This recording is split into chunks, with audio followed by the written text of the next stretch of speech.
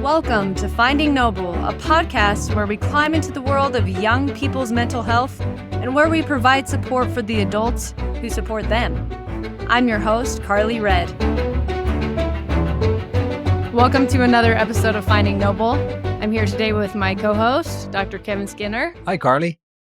And we are excited to have Andrea Rowley with us on the podcast with us today. We are discussing self-talk, how language and the words we use impact our brain and mental health and our relationships as well. But before we get started, Dr. Skinner, will you give us a brief bio for Andrea? Yeah, I'm excited to have you join us, Andrea. I'm looking forward to our conversation today. So to our listeners, a little bit about Andrea. She is the Chief Clinical Coach Officer, that's a lot to say in one phrase, at Noble Health, where she oversees programs supporting mental and physical health. She developed the parentguidance.org coaching program used in thousands of U.S. schools to help parents support their children and leads metabolic health coaching for chronic conditions like diabetes and obesity. Recently, she launched a loss coaching program to give support to grieving families. With over 20 years of experience, Andrea is Primal Health and MBWC certified, specializing in cognitive behavioral coaching and training coaches.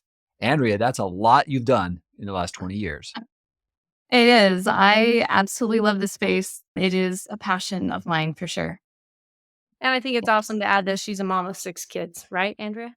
I am a mom of 6 kids, and that is my other passion. I love it. And we've had Andrea on the podcast before, actually. She was on an episode back with Jeff Wilkes when we discussed college campus mental health and loved the insights she provided and really drew us back to her to learn more about this topic of self-talk, where she had kind of glazed over it in that episode. Okay, so let's get started, Andrea. I'm hoping that you can begin by touching on the importance of communication within relationships, how we use language to convey and interpret our unique experiences. Well, yeah, communication, first of all, is one of the most important elements in any relationship. We often hear relationships ending. I've experienced that where the relationship is ending and they say something along the lines of, we just couldn't communicate anymore. We couldn't talk anymore. And that just speaks to how powerful communication really is for all relationships. And communication is the cornerstone of any healthy relationship as well. So even when it comes to the relationship with ourselves, which is what I really love to focus on in my work, it plays a vital role in fostering that understanding and that connection, even to self, and the respect that we give ourselves. And the lack thereof can do quite the opposite. So it's a very powerful piece when it comes to communication. I really like the topic because as a clinician, one of the things that we often find is a negative self-talk where people are putting themselves down. There's something wrong with me. I'm not enough. I'm a failure. Nobody likes me. It's almost this negative perception that there's something inherently wrong with me. And when we speak to ourselves that way over time, we don't even recognize it. It just happens. Right. That self-communication is occurring whether we are aware of it or not. And how we are talking to ourselves is shaping not only the story of who we've been, but of who we are and actually currently shaping who we are becoming. Is that fair to say? I think for sure. Because ultimately our language is defining what we believe about ourselves. So if I often say to myself, that was stupid, well, it doesn't take far too much to translate that into I am stupid. Yeah. And I like that, Andrea, you keep saying self-relationship. I don't ever consider myself in a relationship with myself, ever. But if you think about it, if there's a constant dialogue, I'm a big Lord of the Rings geek. And we just finished watching them all over again recently. And there's that Smeagol constantly talking with himself. And I feel like I relate to him, that he is having a battle with himself at all times. And whether we want to admit it or not, it's happening within us. So before we get into that, though, I would love for you to define self-talk. What is self-talk exactly? And what is self-talk doing within that relationship with ourselves? Yeah. Self-talk is essentially the way that you talk to yourself. It's that inner voice. You might not be aware that you're doing it, like you mentioned, but we all certainly are. The inner voice starts from the time we wake up and doesn't really shut down until we go to bed. So all day long, we are engaging with self-talk, whether we're aware of it or not. We process experiences with self-talk. We make decisions with our self-talk. We ask questions. So self-talk is very important because it has a big impact on how we feel and how we make decisions and how we support or motivate ourselves. We can do a lot of damage with our self-talk and we can do a lot of good with our self-talk. So it is one of those spaces that when I'm working with individuals, I try to go to often because it's how is that relationship, going back to the relationship, how is that relationship with yourself? If they don't have healthy self-talk and a good relationship with themselves, then everything outside of them is not going to be as healthy as it could be. If my relationship with myself and my self-talk is healthy, then all of my other relationships will benefit from that. And so it's a really powerful thing that we don't often look at, and we probably should a lot more than we do. Well said. I'm curious, why does our mind often go to negative self talk rather than positive self talk? Why does our mind love to be negative? Oh, My there's a lot of answers. Dr. Skinner wants to tackle that one first. A lot No, of I psychology have behind I that. do have a few thoughts on that one, and the reason why is there's usually a formation of our perception and how we relate to other people and how we relate to the world around us. So even in our infancy, we start growing, we start to identify we're not our parents, where we start becoming independent. And if we grow up in an environment that was critical or negative, or we're constantly told that we're doing something wrong, those are just examples where we can start to form an identity that there's something wrong with me. I don't do things right. In some situations, I might even feel like I'm a mistake. So if our environment is that way, the critical negative, then that's an easy transition. But sometimes it's not that. Sometimes it's the other direction where it's so perfectionistic that we have this expectation that I have to be perfect. I can't get that A minus. I have to get an A. And so even there, perfectionism can sit in because I have to do it exactly right. And so it could be criticism all the way up to perfectionism. And neither one of them really lead to positive because it's hard to be perfect. We're just designed as human beings. We're not perfect. And then the other side of it's not too hard to translate into this negative thinking when I'm told by primary caregivers that there's something wrong with me. But often there's a story that has influenced our perception of self, that self-talk that we're talking about. I absolutely echo what Dr. Skinner said. And another thing that I try to help clients understand is that if you go deeper into the normal brain function, right? We've got our oldest brain that was there from us from a young age, which is that limbic system, the midbrain.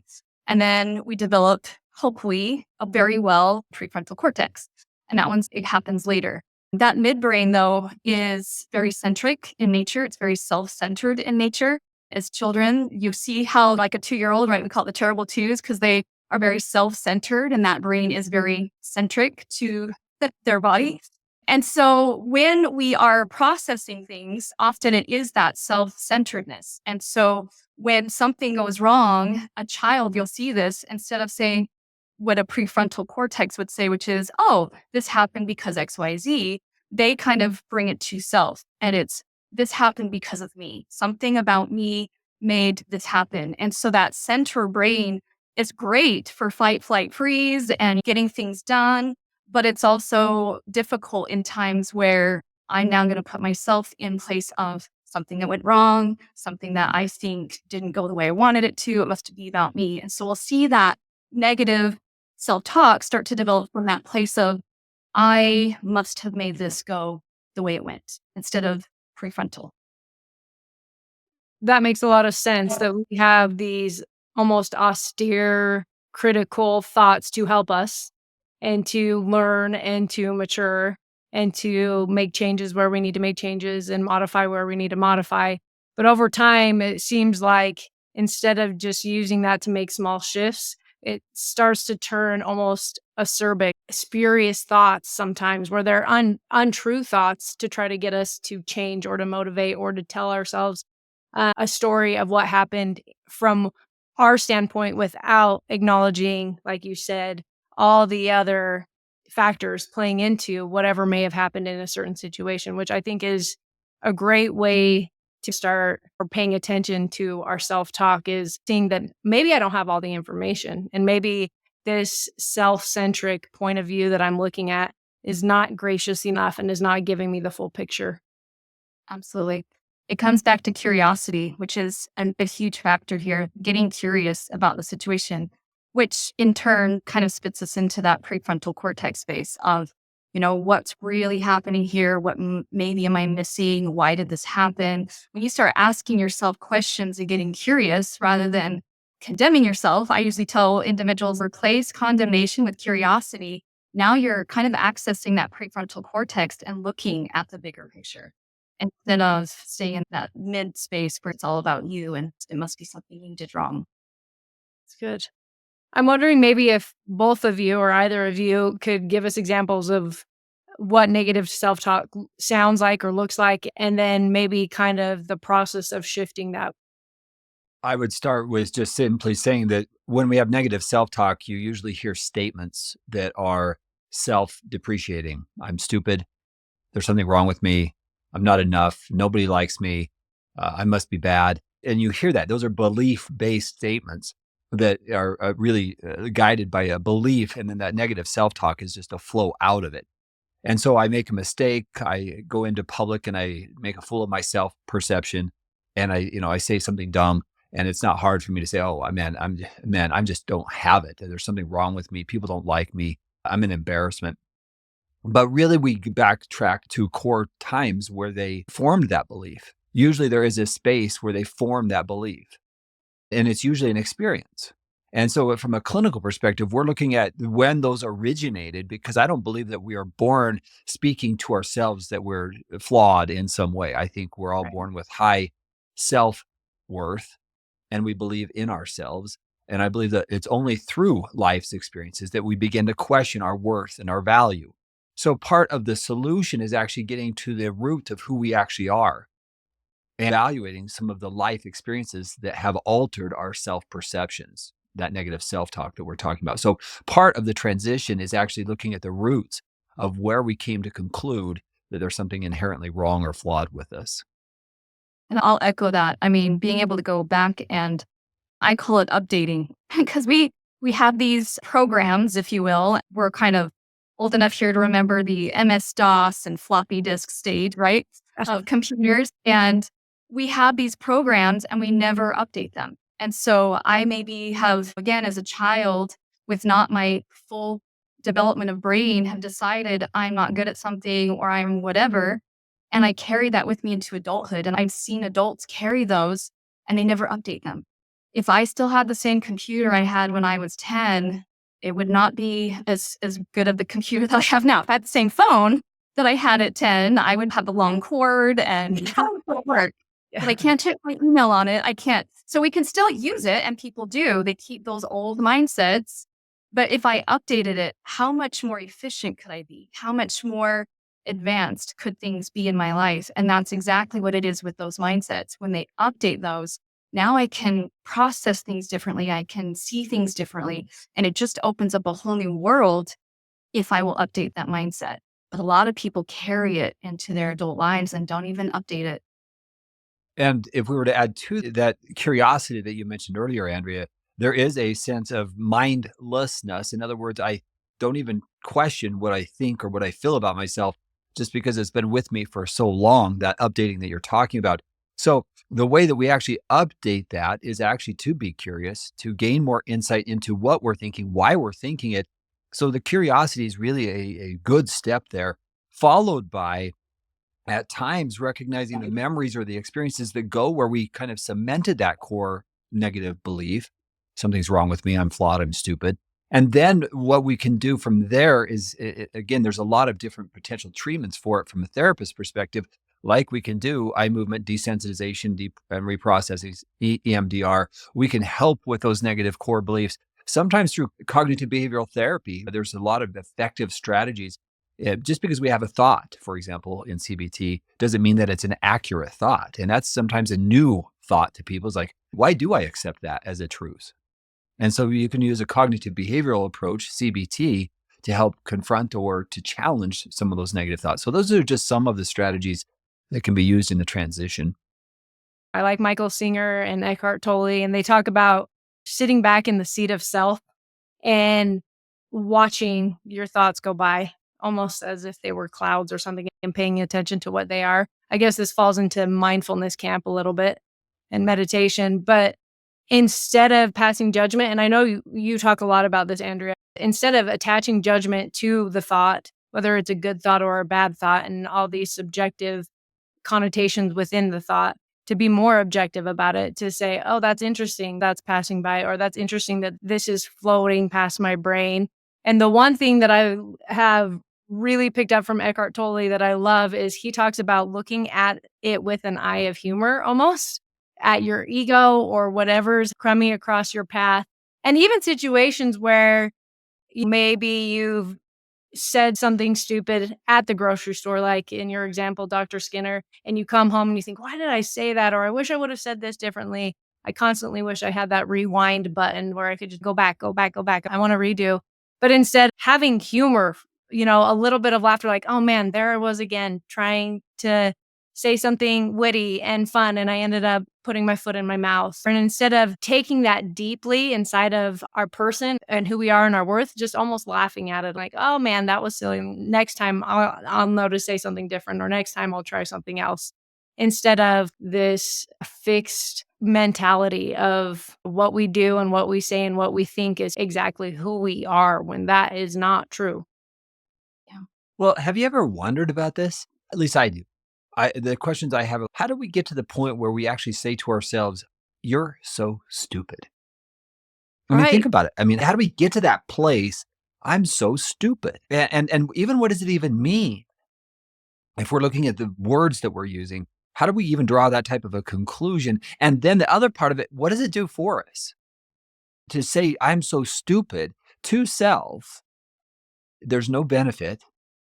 And yet we do it for some reason, thinking that it's going to help us somehow. And again, that's the concept of mindlessness. We're not thinking about what we're saying. We just do it on autopilot.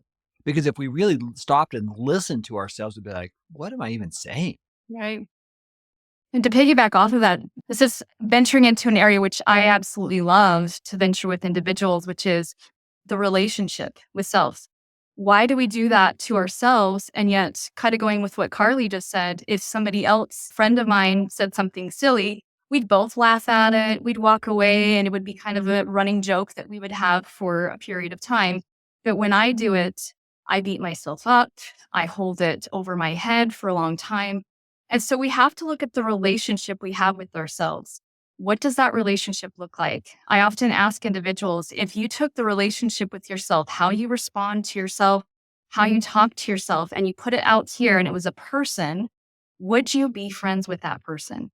It's a very powerful question.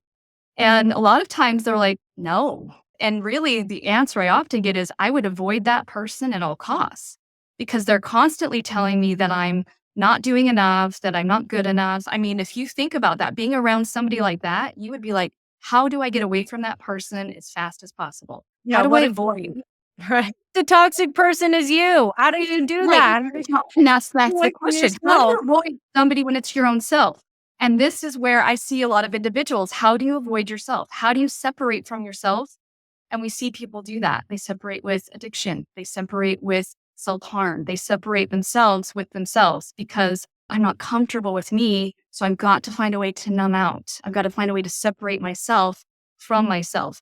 And that's where we see some of these mental health struggles pop up with individuals. And it's very damaging. I worked with a lot of people going through addiction over my time. And that's the hardest part, is saying, let's have you become friends with yourself. And they're like, no, I don't want to be friends with my past self. I don't like that guy or that girl. And it's like, gotta be friends with yourself and have that compassion and that curiosity that we've been talking about. That's where their relationship with themselves take off.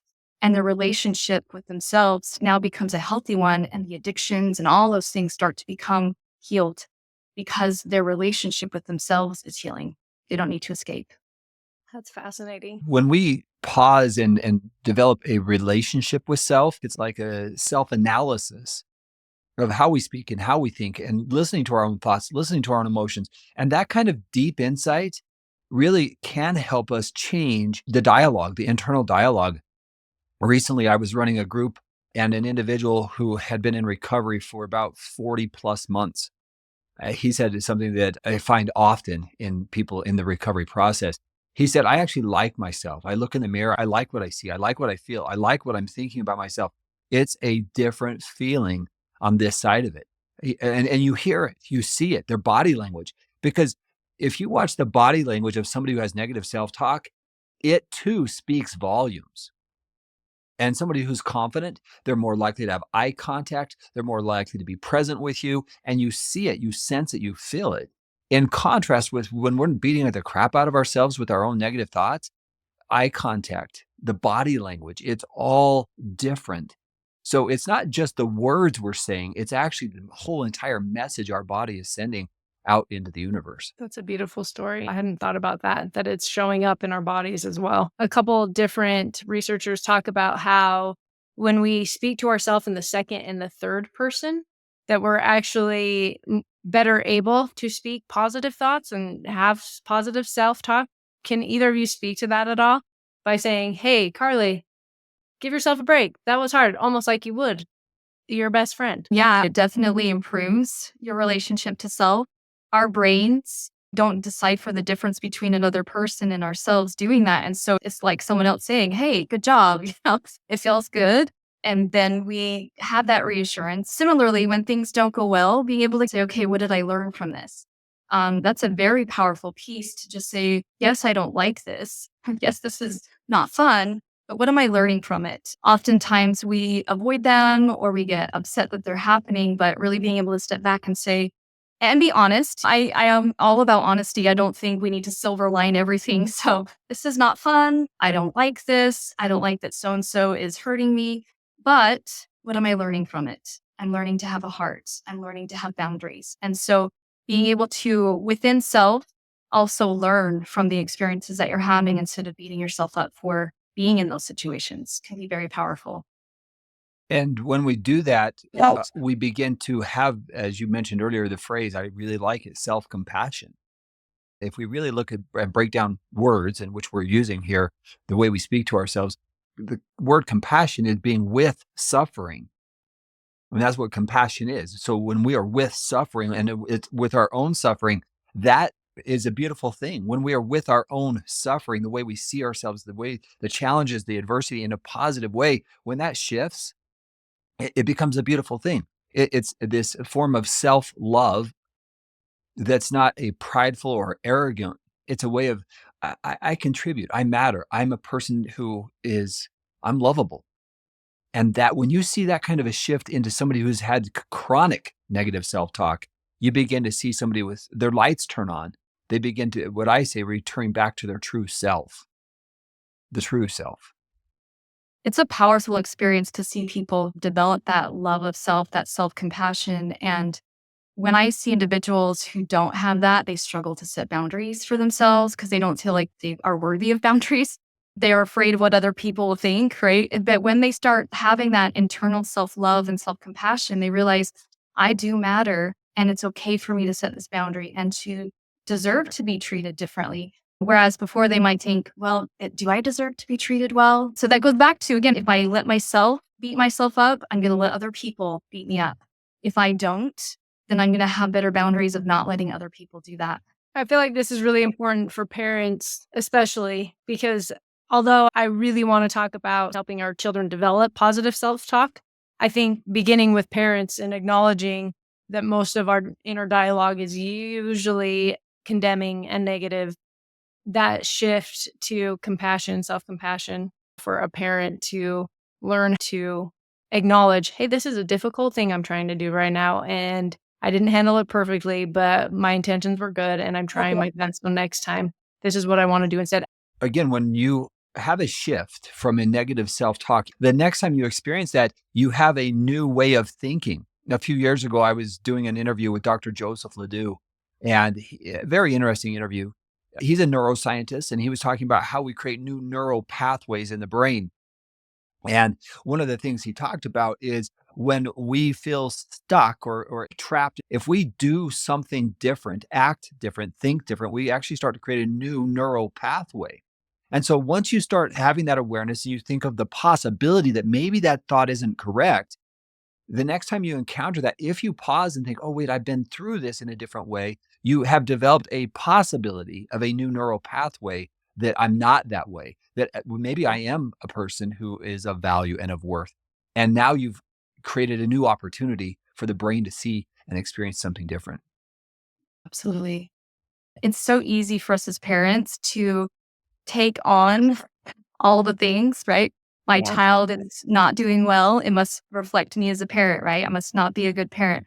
My child is struggling. I need to fix it. And so we kind of get into this space where our children become almost an extension of us. And if they're doing well, that means I'm doing well. If they're not doing well, and then what I typically see is parents try to control that situation. And then going back to relationships, that hurts the relationship because they Right. are an individual. We're an individual. And so being able to say, okay, they're making decisions. There's some mistakes happening. That doesn't reflect me as a parent. That reflects them as an individual who's learning and growing. And thank goodness they're doing that under my roof. As a parent, I have to be able to separate myself enough to say, okay, here's where I begin and end, and here's where you begin and end. And I'm not going to take on any internal dialogue that I'm a good parent or a bad parent based on your behavior. I'm going to support you. That's my role. And it just changes the relationship dramatically. And to add to that, it's really hard to parent when you're beating the crap out of yourself, Yes. Gonna be right? the tagline for this episode.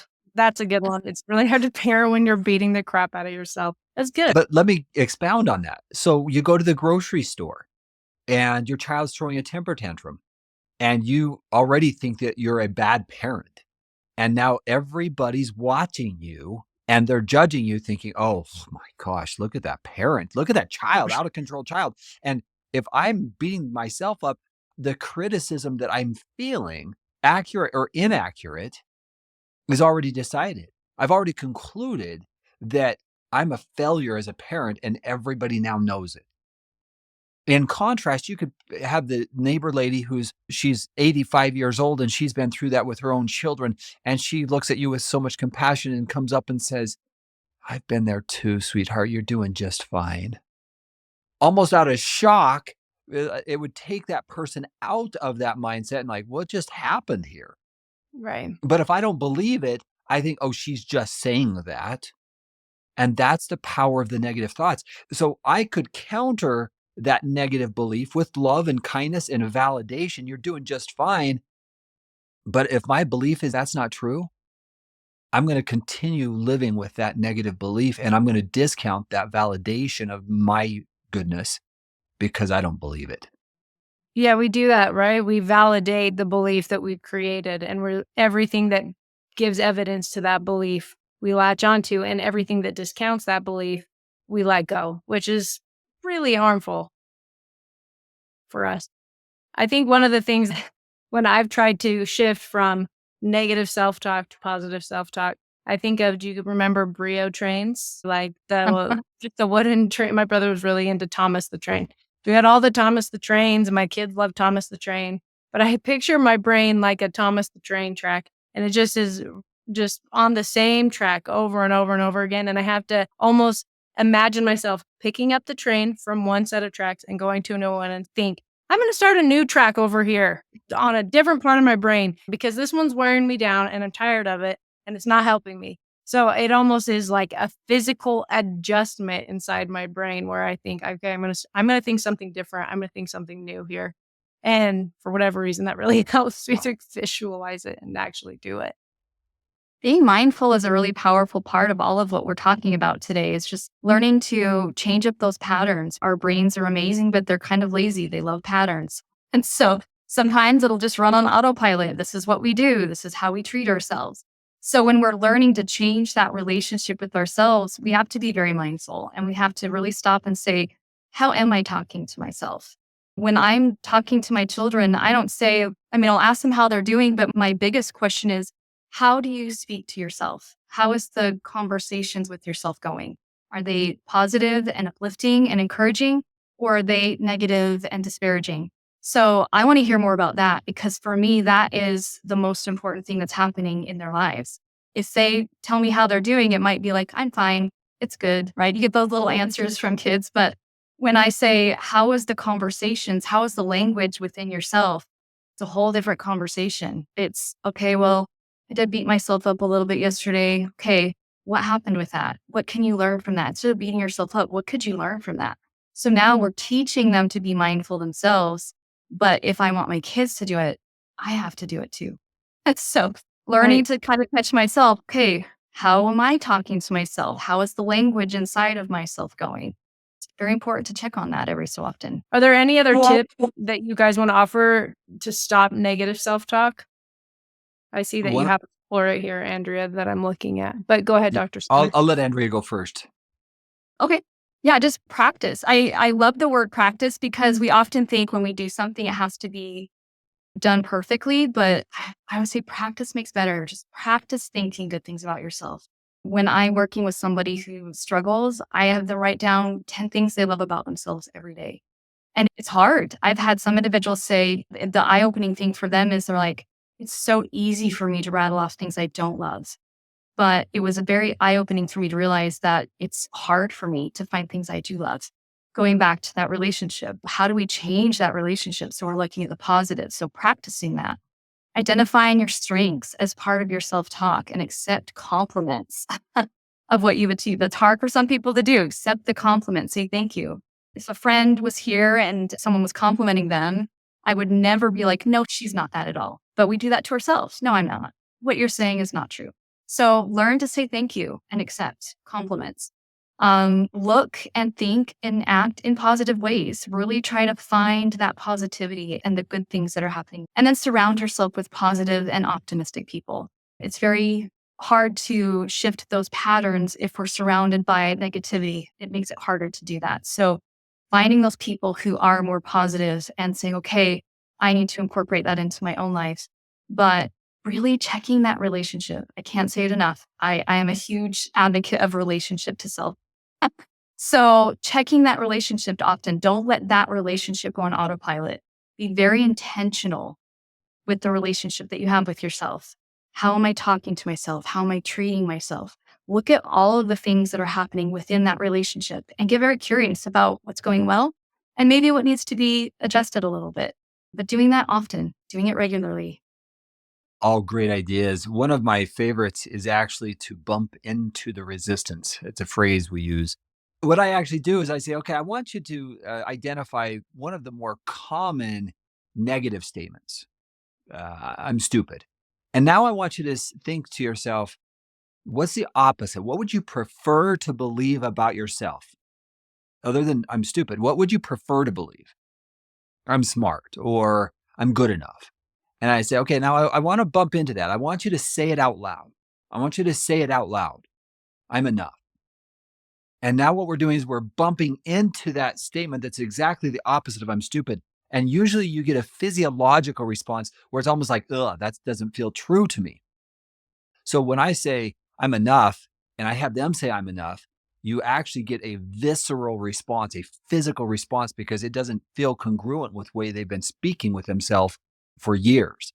And so I'm saying, did you just notice that? Could you imagine accepting that as I'm enough? And now you're getting them to really contemplate the alternative to what they've accepted for sometimes years. And when we do deeper levels of therapy, that's actually what we do in some of the trauma therapy that we do to help them really address that negative core belief, I'm stupid, to this idea that maybe I'm enough. And it's really powerful when you see that negative core belief shift and they come to believe, "Wait, I am enough." And that's a beautiful thing when you're in therapy with them and you see it literally in front of your eyes. I think it's interesting that it almost feels like we're being more altruistic, more charitable, more giving, more loving when we think less of ourselves and more of others, right? I think that is a very common thing that we teach ourselves is I'm going to put others ahead of me. And I think those are all really powerful and good things to lose our life in the sake of others and to really develop love for humanity. But at the same time, I think we believe, or at least maybe this is just a personal thing that happens, where if I put myself less, or if I am lower, or I think I'm less or of less worth than someone else, then that means my love is greater, that I have more love for you, that I've developed more of a love for you. Does that make any sense? Or are you both looking at me like she's got problems? It's often said, love others as you love yourself. But if I don't love myself, that's a very difficult Right. task. Yeah. Yeah, Gotta that's love funny because I'm thinking of charity seeketh not her own, right? But then you bounce back with love your neighbor as yourself. That's so interesting if you really put it into how we have that relationship with ourselves and what is that and what kind of love exists there. And from a research perspective, Dr. Kristen Neff, she wrote a book called Self-Compassion. And in her book, she actually refers to research that suggests it's hard to have compassion for others when you don't have self-compassion. So it's hard to be with others in their suffering when you can't even be with your own self in your suffering. And that's really one of the core concepts is we develop self-compassion, then we can really enhance our ability to be with other people in their pain.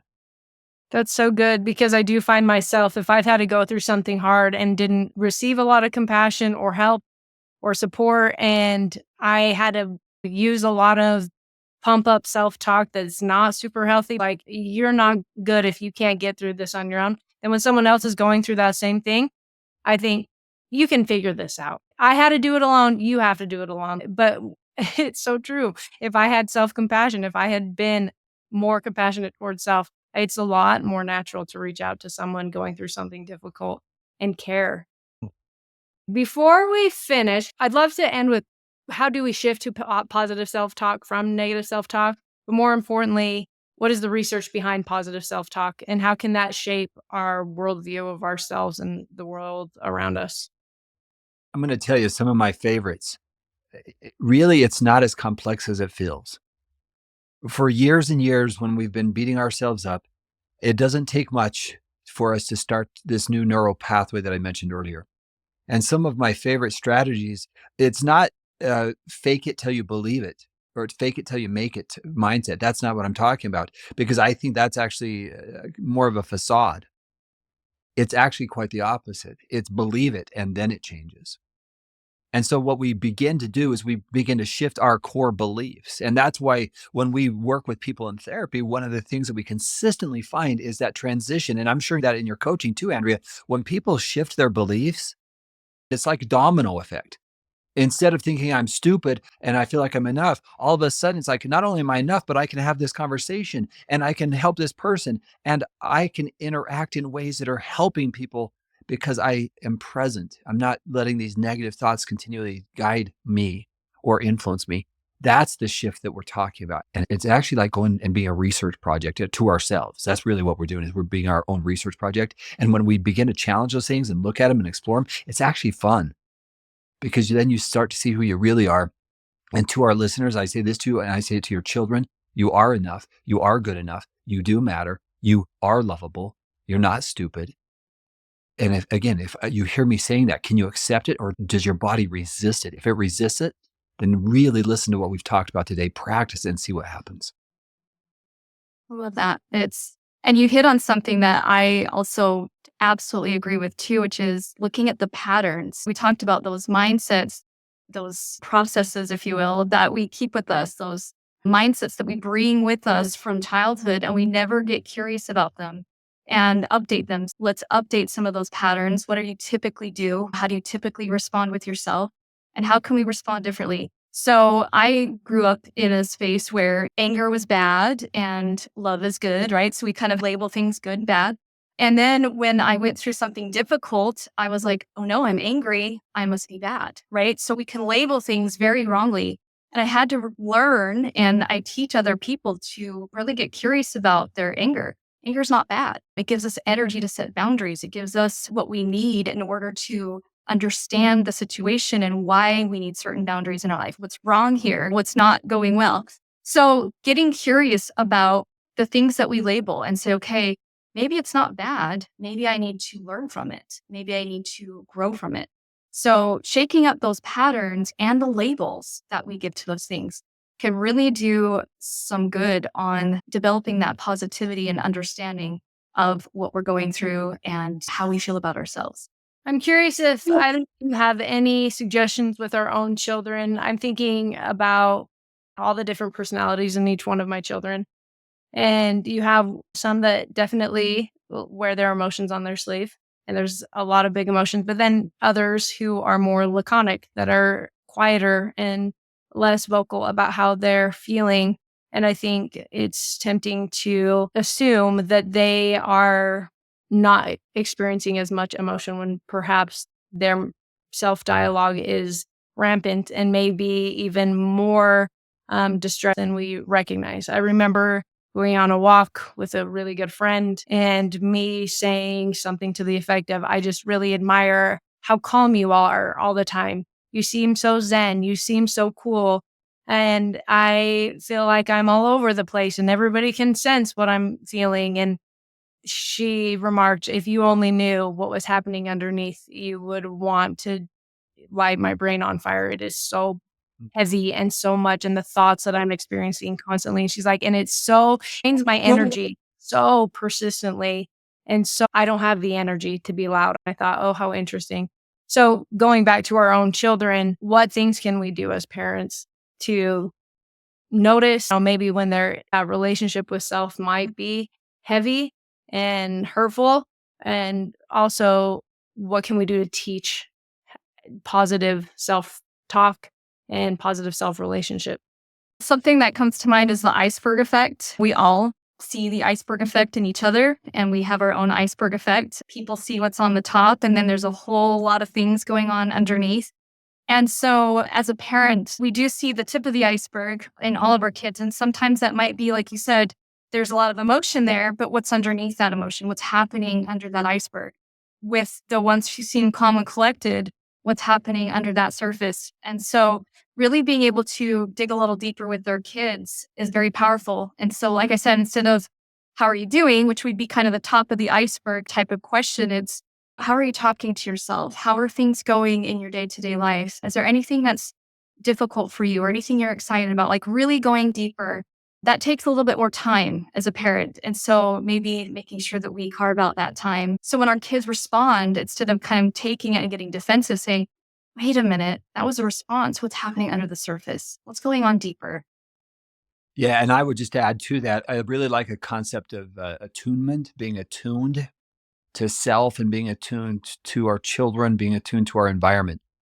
And if I could add that part to this equation, it's not an event. It's usually over time, to answer your question, that we observe a child who is maybe have some negative self-talk, or maybe they're isolating away from friends or peers. So I begin to look at patterns over time rather than a simple event, because I could overreact to an event. But when I start to see a pattern, that kind of attunement is like, something feels off here. Now it's time for me to address it. Or if I hear something blatantly, I'm so stupid, that's my opportunity to reflect and say, okay, there's something going on inside of my child. That kind of negative self talk is something I would love to address. And so I might or might not do it in that moment. I might do as an observer and say, hey, the other day, I don't know if you remember the situation, but I heard you say, I'm so stupid. Can we talk about that? And so that is an opportunity for me as a parent to instruct, to understand, to listen, and then to validate. I want you to know that the last thing I think you are is stupid. And sometimes we and our children need another person, another perspective. Because if you think about the moments that are most meaningful, it's probably when somebody came up to you and said, wow, I really like this. And you're like, man, that's opposite of what I've been thinking about myself. And they Right. said something like blows your mind because you did not think that. And Right. and so that sometimes as that a parent, that type of attunement to our child can really help them counter that negative dialogue. And so that's just being aware of those dialogues, internal dialogues that they have. there's a skill that we use in our coaching. It's called reflections. And that would be a fantastic tool. I've actually tried it with my own kids. It's amazing. But you're reflecting back what the individual is saying. When we hear somebody speak, we tend to listen to respond instead of listen to reflect back what we're hearing. And so I've tried it on my own kids where they're speaking, and instead of I'm going to respond, I need to fix it, I'm reflecting back what they actually said to me so they know I heard them. And that, going back to this self-love piece, we all want to be heard and understood and validated. And to be able to hear back, you heard me, you understand me, you're not trying to fix it, you're actually listening to reflect back what I said. It's a very powerful piece that helps individuals feel heard and understood. And like Dr. Skinner said, being that you're in tune with them. And it was very eye-opening for me. One of my children literally was like, "Oh, I feel like you're hearing me now." And I was like, "Oh, dang it. I must have not been doing that before." But that's another thing as parents we can use is to learn, I'm listening to you. I'm not listening to fix or respond, just listening to what you're actually saying. And then I'm going to reflect it back to you to make sure I heard you correctly. That is so powerful. And we don't even recognize that as one of our needs, that we need to feel heard and that we need people to be on our level and understand where we're coming from. It feels unnatural to just echo it back, to say it back to them. It's phenomenal to watch a crazed younger child or angry teenager soften when you start to say back to them what they're telling you. And it's become a joke at our house. My husband, Eric, does it all the time. And they'll yell back, "I know what you're doing, Dad. I know that you're just saying it back to me to try to make me feel better." He'll say, "Is it working?" And they're like, "Well, yes, it's kind of working." But it's true. It does something. It changes the emotion to have someone in it with you and know that they are being heard and seen. Okay, this has been fantastic. Do either of you have anything you want to add or anything you wished I'd asked before we log off here? I would say this is such a critical element of healthy well-being and our good mental health. It's really hard to have good mental health. It's really hard to have healthy relationships when we speak to ourselves in negative ways. I just don't think we function on our full capacity when we're beating ourselves up. And so it's really critical that we stop and evaluate and live a life that is true to who we really are. And I literally believe this. We are all of infinite worth. And it is only life's experiences that make us question that true identity. And really in life, it's coming back to that true self. Thank you both for being here with us today. It's given me a lot to think about, and hopefully you listeners out there. You've been listening to Finding Noble. I'm Carly Red. Follow Finding Noble on all available podcast directories and find out more on our website, findingnoble.com. That's findingnoble, Noble.com. And if you or anyone close to you are looking for further resources on young adult and adolescent mental health, Dr. Skinner and a host of other leading professionals working in the mental health world share courses and even answer your questions, all on parentguidance.org. That is parentguidance.org, brought to you by the Cook Center for Human Connection.